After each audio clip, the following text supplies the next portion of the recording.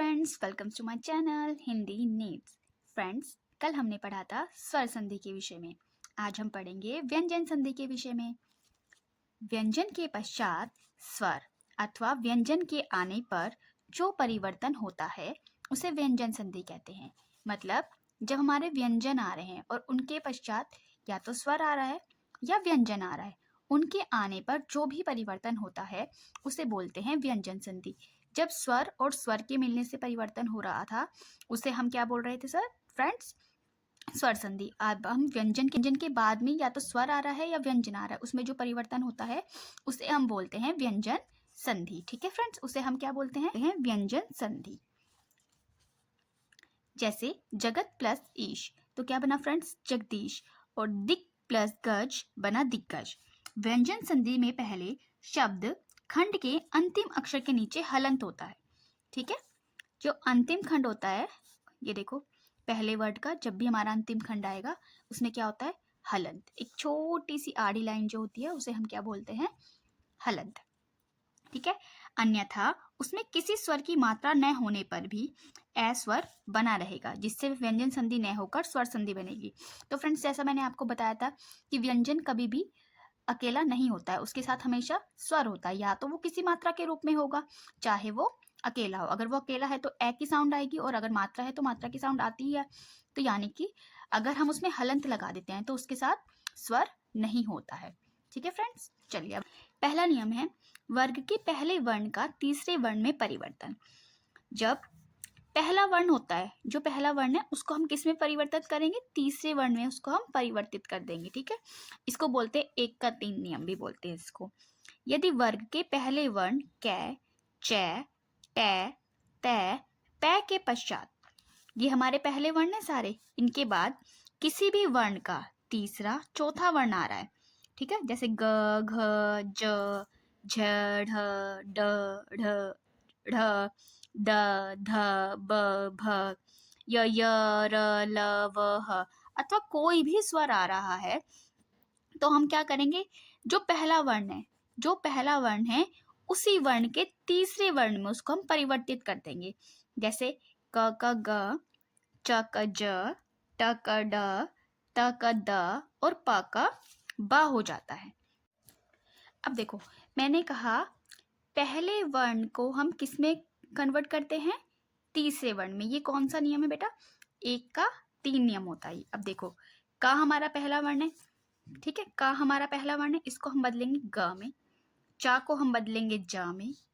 ट को हम बदलेंगे ड में। त, द, प, बा। ठीक है, ये मतलब पहले को हम तीसरे में बदल देते हैं। ठीक है फ्रेंड्स, जैसे अब ये हमने कै का ग में परिवर्तित किया। देखो, दिक दर्शन क्या बना? दिग्दर्शन। दिक अंबर क्या बना? दिगंबर। देखो, ये का है, इसको हमने किस में चेंज किया? ग में। ये का है, इसको हमने किस में चेंज किया? ग में। दिग्गज, दिग प्लस गज, दिग्गज।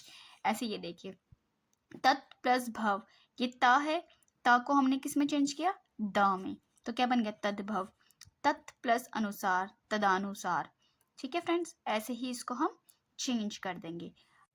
अब देखिए फ्रेंड्स, ध्यान से, का को हमने किस में चेंज किया? ग में। तो क्या बना? दिक दर्शन, दिग्दर्शन। चा को हमने चेंज किया ज में, अच प्लस आदि, आजादी। टा को हमने चेंज किया ड में, षट दर्श, पट प्लस दर्शन, षट। ता को हमने चेंज किया द में, सत प्लस भावना, सद्भावना। पा को हमने चेंज किया ब में, अब प्लस जब, अबज। अब ये देखिए सर फ्रेंड, वर्ग के पहले वर्ण का पांचवा वर्ण में परिवर्तन, यानी कि अभी हमने क्या करा था? यहाँ पर 1 का 3 किया था, अभी हम यहाँ करेंगे 1 का 5, यानी कि इसको बोलते हैं 1 का 5। ठीक है, जैसे अगर वर्ग के पहले वर्ण क, च, ट, त, पा के पश्चात ना और मा हो। पहले हमारे कौन कौन से वर्ण थे? ग, घ, ज, झ, ढ, ढ, द, ध, ब, भ, ये वर्ण थे ना। अब हमारे क्या है? इनके बाद अगर न और मैं आए तो हम क्या करते हैं? प्रथम वर्ण के पांचवें में बदल देते हैं, यानी कि जो उसका मतलब ये जो है इसका पांचवें अक्षर में बदल देंगे।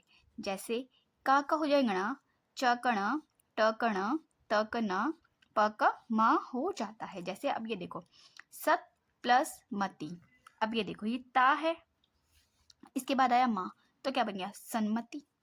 चित प्लस मैं, अब ये ता है, इसके बाद आया मैं चिन मैं। उत्नति क्या बना उन्नति। उत्नयन उन्नयन। सत नारी सन्नारी। तत् मैं तन में। देखिए फ्रेंड, अब यहाँ पर ध्यान से देखिए, वर्ग का पहला वर्ण पांचवें वर्ण में परिवर्तन तब होता है जब पहले वर्ण के बाद ना और मा आए। अब जैसे यहाँ लिखा है वाक प्लस में वांग में, षट प्लस मुख सन्मुख, तत् प्लस में तन में, अप प्लस में अमन्य अम्य। अगला नियम है फ्रेंड्स मैं संबंधी नियम। यदि मैं के पश्चात कै से मैं तक कोई भी व्यंजन आए, मतलब मैं के बाद क से माँ तक कोई भी व्यंजन आ रहा है, तो माँ उस व्यंजन वर्ग के पांचवें वर्ण में बदल जाता है। अर्थात क कण च कण ट कण त कण और प क माँ हो जाता है। अब देखिए जैसे सम गति संगति, सम जीवन संजीवन, समतोष संतोष, समध्या संध्या, संबोधन संबोधन, संभव संभव। शब्दों के अंत में अनुस्वार सदा म का रूप ले लेता है, अतः सन को हम सम भी लिख सकते हैं। ठीक है फ्रेंड्स, मतलब यहाँ पर क से माँ तक कोई भी व्यंजन आएगा अगर माँ के पश्चात, तो हम क्या करेंगे, माँ उस व्यंजन वर्ग के पांचवें वर्ण में बदल जाता है। ठीक है। अब अन्य नियम, म से परे म आने पर द्वित आधा माँ और पूरा माँ का उपयोग किया जाता है, वहां अनुस्वार नहीं आता। जैसे अब ये देखिए सम प्लस मति सम्मति, हमने यहाँ अनुस्वार नहीं लगाया, यहाँ माँ और माँ दोनों आए ना, तो हमने इसको एक आधा माँ और एक पूरा माँ। सम्मोहन, यहाँ पे भी आधा माँ और पूरा माँ। सम्मान, यहाँ पर भी आधा माँ और पूरा माँ। सम्मुख, आधा माँ और पूरा माँ। ठीक है। जब माँ से परे माँ आने पर द्वित माँ का उपयोग किया जाता है, वहां अनुस्वार नहीं आता। अब ये आधा है ये पूरा है, तो हमने क्या किया, इसका आधा माँ और माँ में य र ल व श स ह आने पर माँ का रूपांतरण अनुस्वार में बदल जाता है। अब जब माँ के बाद माँ आ रहा है तो हमने आधा माँ और पूरा माँ का प्रयोग किया। अब माँ के बाद य र ल व श ह आने पर हम क्या करते हैं, अनुस्वार करते हैं। अनुस्वार क्या होता है बेटा, बिंदी होती है अनुस्वार। ठीक है ना। अब देखो समहार संहार, सम संशय संशय, सम संयोग संयोग, संयम संयम, समलगन संलगन, संवाद संवाद, संरक्षण संरक्षण। ठीक है। Thank you, have a nice day.